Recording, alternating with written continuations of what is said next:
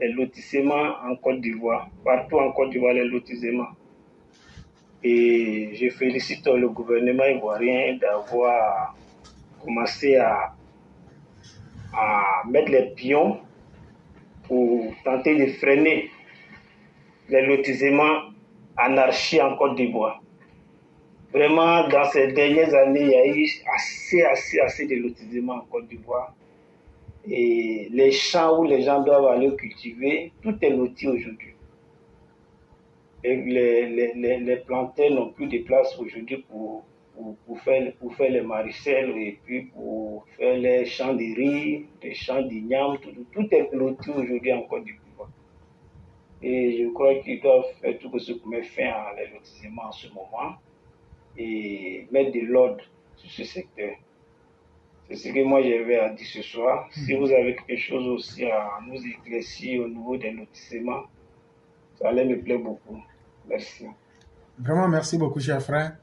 Je crois qu'il y a pratiquement 2 semaines, on avait évoqué le même thème sur le lotissement anarchique. Et on avait fait une longue vidéo là-dessus déjà pour interpeller les autorités.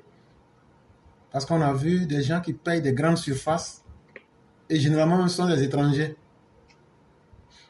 Et il est important qu'on attire l'attention de nos autorités parce que tôt ou tard, ça va poser des problèmes. Hein?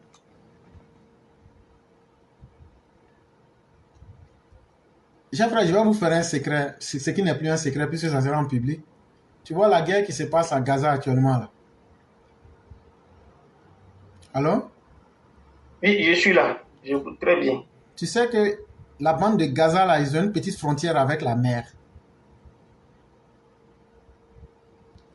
Et actuellement là, on vient de découvrir des gisements importants de gaz et de pétrole. Si on doit exploiter tout ce pétrole-là, on doit payer des droits aux habitants de Gaza. Et aujourd'hui, ça pose un problème. Si on paye ces droits-là, est-ce que ça ne va pas les rendre suffisamment puissants pour payer des armes pour attaquer Israël? Et donc, il faut trouver une solution. Comment ne pas leur payer ces droits-là? C'est la conséquence que vous voyez aujourd'hui. Si les Arabes n'avaient pas vendu les terres, est-ce qu'aujourd'hui ils seraient confrontés à ce problème-là? Non. Donc il y a ce que toi tu sais aujourd'hui, mais il y a ce que tu ne sais pas par rapport à demain. Ne vendons pas n'importe comment nos terres parce qu'aujourd'hui on voit ça comme des simples terres. Demain là, on peut y découvrir des choses qui seront plus qu'importantes même que la terre elle-même. Mais si on a vendu ça à des étrangers, à des personnes inconnues et méconnues, ces personnes auront tous les droits légaux de nous combattre. Comme ce que nous voyons aujourd'hui à Gaza. Et donc quand on interpelle les Ivoiriens, s'ils veulent qu'ils écoutent, s'ils veulent qu'ils n'en prennent pas compte.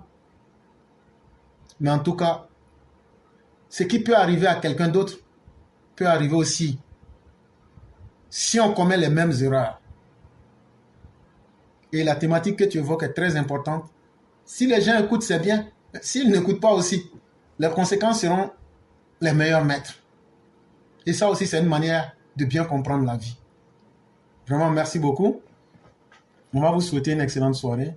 Et puis, tout le bonheur qui va avec. Merci beaucoup. Merci infiniment et bien des choses à toute la famille. Merci à vous de même. Je vous en prie.